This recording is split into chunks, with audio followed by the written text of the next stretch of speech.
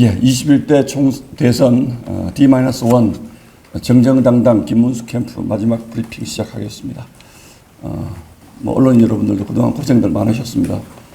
대통령 선거를 한번 치러보는 것은 우리 정치부 언론인 여러분들에게도 큰 경험이고, 또 정치적 성향과 달리 같이 대선을 치르면 또 그 당에 대해서 이해를 하시게 되는 측면도 있고 해서 여러 가지 저희들도 의지를 많이 한 것 같고, 또 저희가 또 여러 가지 지원이라든지 이런 것들이 충분치 못한 부분들에 대해서 우리 언론인들께 미안하다는 말씀을 드리고, 오늘 마지막 브리핑이니까 좀 끝까지 좀 정리 좀 하도록 하겠습니다.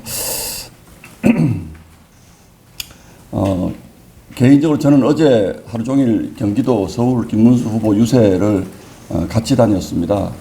그래서 이제 현장에서 보여지는 분위기, 열기 이런 것들을 많이 느꼈는데, 저희는 전체적인 판세를 숫자로 지금 말씀드릴 수는 없지만 어쨌든 추격세가 지속되면서 골든 크로스 구간으로 진입을 했다라고 저희는 보고 있습니다. 지난 사전 투표 때 호남 지역을 중심으로 투표율이 굉장히 높았는데, 내일 본투표가 시작되면 저희 지지세가 더욱 확산될 것으로 판단을 하고 있고, 그래서 오늘 김문수 후보님이 제주도에서 경부선 라인을 타고 올라오시는 유세도 저희로서는 저희 지지자분들이 마지막까지 투표장에 얼마나 많이 나오시느냐, 여기에 따라서 승패가 결정되는 골든 크로스 구간이라고 저희는 판단을 하고 있습니다. 또 하나 말씀을 드리자면, 이런 부분들에 질문이 많으실 것 같은데, 이번에 사전투표의 관리 부실에 대한 우려가 굉장히 커져서 저희 지지자들이 투표에 많이 나오시지 않은 것 같다. 그래서 내일 우리 지지자들이 투표에 많이 오신다면 저희는 역전이 가능한 구간에 들어와 있다, 그렇게 판단을 하고 있습니다. 그리고 두 번째 저희가 이렇게 판단하는 이유는 지난 2주 동안 이재명 후보 본인은 물론이고 가족 전체에 대한 비도덕적 문제에 대한 국민적인 우려가 매우 커졌다. 이런 가족이 대통령 가족이 되었을 때, 우리가 과거 많은 대통령들이 가족 문제로 큰 어려움을 겪었던 것처럼 이제는 가족도 충분한 검증의 대상이 되어야 된다는 데 대한 국민들의 인식이 굉장히 커졌고, 특히 그 부인의 문제 그리고 아들의 문제, 이런 부분들에 대해서 국민들이 굉장히 우려를 많이 하고 있다라는 것이 2주 정도에 확인이 됐다고 생각합니다. 반면 김문수 후보는 제가 한 30년 전부터 대통령 후보 취재를 해봤습니다만, 정말 이렇게 네거티브 할 것이 없는 후보는 개인적으로는 처음 봤습니다. 그래서 특히 가족이나 이런 부분에 있어서 한 2주 정도 검증의 시간이 있었습니다만, 저희 쪽의 얘기긴 합니다만 파도 미담만 나온다라는 얘기가 정말 정치적 캠페인이 아닐 정도로 우리 김문수 후보의 가족과 이재명 후보의 가족에 대한 대비 효과가 굉장히 뚜렷하게 많이 나타났고, 현장에서 저희 지지자들이 보이는 반응, 또 일반 시민들이 보이는 반응들도 그런 부분들에 맞춰졌다, 이렇게 생각을 합니다. 그래서 결론적으로 우리 국민들이 지금쯤에는 이재명 후보가 대한민국 대통령이 될 자격이 없다라는 점에 대해서 어느 정도 확신을 가지고 있다라고 생각을 하고, 두 번째는 민주당이 집권했을 경우에 입법권, 사법, 행정권을 완전히 장악한 상태에서 사법부를 압박해서 우리 이낙연 전 총리께서 말씀하시듯이 1인 독재 괴물 권력이 탄생할 우려가 높다. 이 부분에 대해서도 우리 국민들이 굉장히 한 2주 사이에 많이 주목을 하신 것 같아요. 그래서 이런 부분들이 유권자들의 표심에도 지금 많이 작용을 할 것이다, 이렇게 보고 있습니다.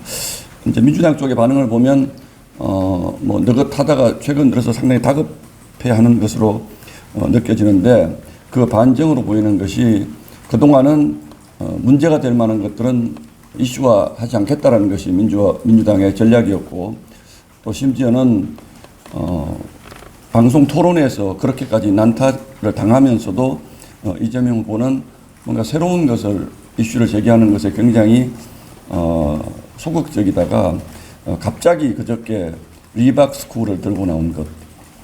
제가 리박스쿨과 관련된 그 보도 매체의 기사를 쭉 다 읽어봤는데 이게 도대체 우리 김문수 후보하고 무슨 관계가 있다는 것인지, 리박스쿨이 한 댓글 조작이라는 것이 어떤 댓글을 언제 어떻게 몇 건이나 어떻게 조작을 했다는 것인지, 이 사람들의 정치적 성향이라는 것이 왜 우리 당과 관련이 있다라고 확신을 하는 것인지, 이런 부분에 대해서 제가 납득하기 어렵습니다.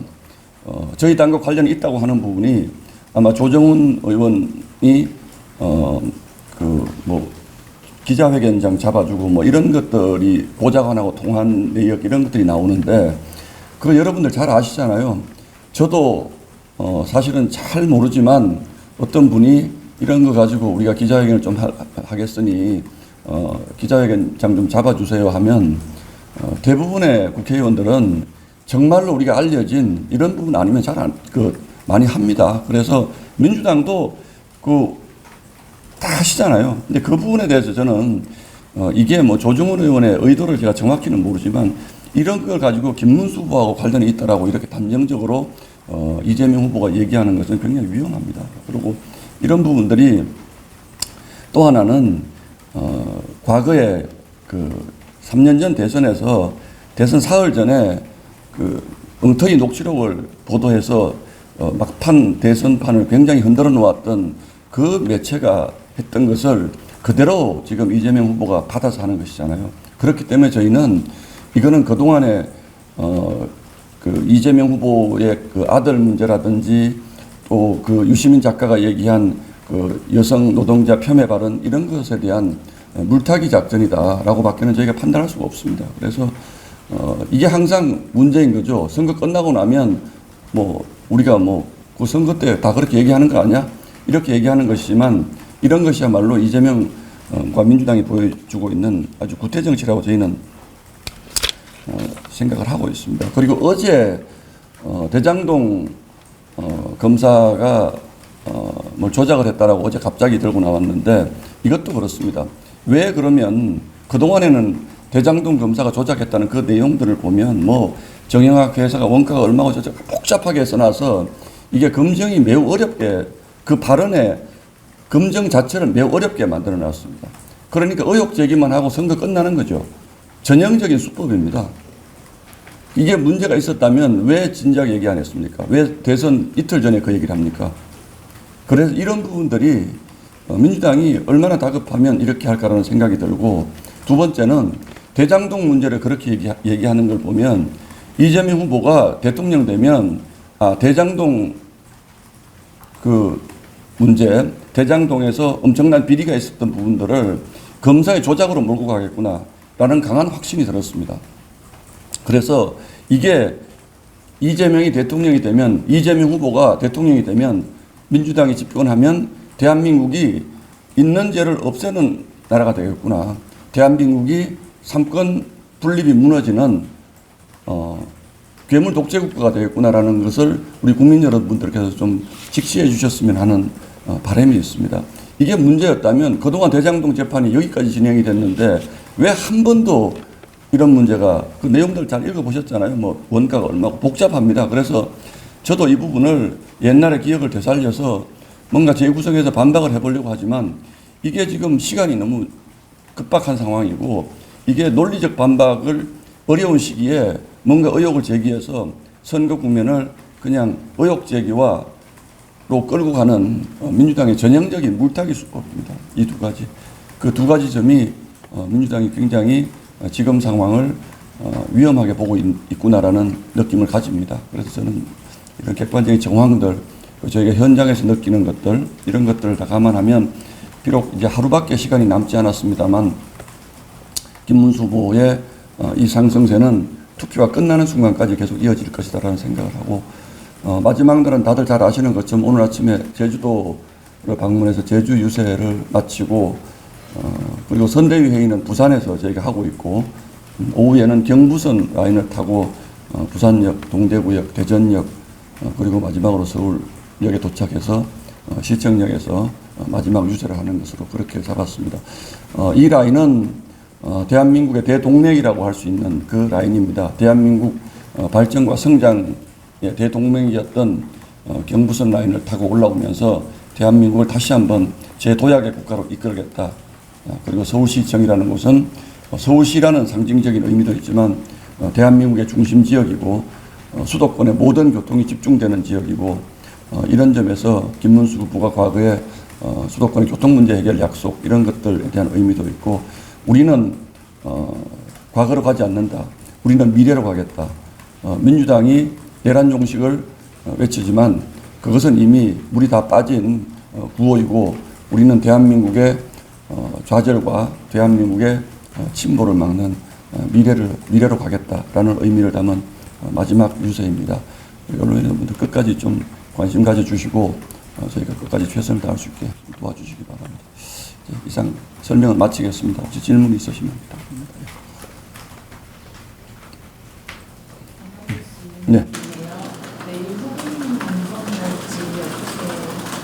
제가 뭐 그거 확인한 건 아닌데 아마 정말 제가 같이 다녀보면 감탄할 정도로 그 열심히 그 체력 소모가 굉장히 많으세요. 그래서 어제도 10군데 유세를 했는데 같이 따라다닌 저도 이런 정도인데 10군데 유세를 하면서 가는 데마다 수백 명씩 악수하고 사진 찍고 그러면서 10군데 유세를 하셨거든요. 아마 오늘 밤까지 남아있는 모든 힘을 쏟으실 거라고 생각을 하고 내일 뭐 낮에는 사전투표 하셨으니까 좀 쉬시다가 오후쯤 나오시지 않을까 그렇게 생각을 하고 있습니다. 예.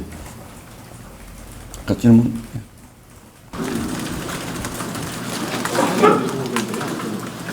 이제 1박 10일 관련해서 이제 어제도 민주당에서 문제가 있었는데 지금 이제 국민의힘하고 이렇게 관련이 없다라고 얘기를 하시지만 후보님하고는 어느 정도 관련성 있는 분들이 나오는 분이 많았어요. 후보님의 입장. 글쎄요, 그 관련성이라는 표현이 굉장히 제가 느껴지기에는 그 민주당의 프레임인데 제가 후보님이 그분 그 대표라는 분을 개인적으로 어느 정도로 아시는 분이 제가 확인은 하지는 못했습니다. 그러나 설사 안다고 하더라도 우리가 알고 있는 사람이 뭐 나 모르게 무슨 짓을 하면 그 책임을 후보가 집니까? 그건 아니잖아요. 그냥 뭐 과거에 알았던 사람일 수도 있는 것이고 그런 것인데 제가 드리는 말씀의 요체는 리박스쿨도 그렇고 어제 말한 대장동 그것도 그렇고 그 뉴스타파의 기사를 보면 굉장히 복잡한 팩터들을 쫙 나열을 해놨잖아요. 그래서 이걸 하나하나 반박을 하기가 그러니까 반박을 한다고 하더라도 그 반박의 논리가 자꾸 말려 들어가는 그런 구조로 지금 만들어 놨습니다. 그래서 이게 사흘 앞두고 그냥 민주당의 주장이라는 게 뭐 있습니까? 댓글 조작이 내란이라고요? 댓글 조작의 원조는 민주당 아닙니까? 이게 내란이면요. 김경수 지사가 한 드루킹 사건은 나중에 유죄받았잖아요. 국가 전복입니다. 저희가 보기에는. 그 민주당은 저희가 민주당도 그랬으니까 우리가 그래도 된다는 얘기가 아닙니다. 그 정도로 심각하게 본인들이 그 댓글 조작을 가지고 대통령 선거를 망가뜨려 놓고서 이거는 아무 증거가 없잖아요. 여러분들 중에서 그게 증거라고 하시는 뭐 저한테 반박하시면 제가 다시 반박해 드릴게요. 무슨 지금 김문수 후보가 개인적으로 그분과 면식이 있다. 과거에 알았던 분이다. 그리고 김문수 후보 제가 말씀드릴게요. 이승만 박정희 대통령 좋아합니다. 이승만 박정희 대통령 대한민국을 세운 분이라고 생각합니다. 그 저희가 보기에 이승만 박정희 대통령이 잘하는 것을 알리자는 운동이다. 그거에 대해서 저희가 호감을 가지는 게 뭐 잘못됐습니까? 거기에서 어떤 댓글 조작을 했는지 이게 법적으로 무슨 문제가 있는 건지 언제 했는지 몇 건을 했는지 그거를 말씀을 해 주셔야죠. 이승만 박정희가 들어가면 극우입니까? 저희 거기 동의하지 않습니다. 후보도 동의하지 않으실 거라고 생각을 합니다. 제가 대신 말씀을 드리지만 지금 언론인들도 뭔가 제가 느끼기에 질문의 의도가 자꾸 이승만 박정희가 들어가 있으니까 여기가 무슨 극우 단체고 그래서 극우 단체의 사람들과 우리 후보가 아니까 문제가 있다라는 프레임으로 자꾸 뒤집어 씌우려고 그러시는데 저희 당 이승만 박정희 좋아합니다. 대한민국의 성장을 이끈 중요한 두 분의 대통령이라고 생각합니다. 물론 그분들의 공과 과가 있죠. 그 부분에 대해서 부인하지 않습니다. 그러나 이승만 박정희가 한 좋은 점을 국민들에게 알리고자 한다는 취지로 우리가 이렇게 한다고 그랬을 때 우리 당 국회의원이 아무도 안 간다? 저는 그렇게 생각하지 않습니다. 그분들이 나중에 잘못한 것이 있다면 그걸 가지고 따져주세요. 그걸 왜 우리 후보한테 뒤집어 씌웁니까? 또 질문하겠습니다. 네, 저 MBN 김현인데요. 이준석 개혁신당 후보하고 마지막 단일화 가능성 좀 열어놓고 계신지. 후보님은 끝까지 최선을 다하겠다고 그러시더라고요. 근데 현실적으로 가능성이 얼마나 있는지 모르겠는데 어젯밤에 마지막으로 제가 들은 우리 후보님의 말씀은 끝까지 가는 것이 우리가 단일화가 목표가 아니고 대한민국의 미래를 위해서 조금 전에 말씀드린 괴물 독재 정권의 탄생을 막기 위해서라면 끝까지 최선을 다하는 것이 옳다. 여러 가지 논란이 있을 수 있지만 어쨌든 이준석 후보도 그 대의의 길에 동참해 주기를 바란다는 것이 저희 후보의 변함없는 생각으로 저는 알고 있습니다. 자, 그러면 마지막이어서 제가 자꾸 아쉬움이 제가 남지만 오늘 마지막 선거에 열심히 하고 내일 좋은 얘기로 혹시 또 볼 수 있으면 그렇게 기대하겠습니다. 여러분 3주 동안 대선 기간 동안 고생들 많으셨습니다. 자, 마치겠습니다.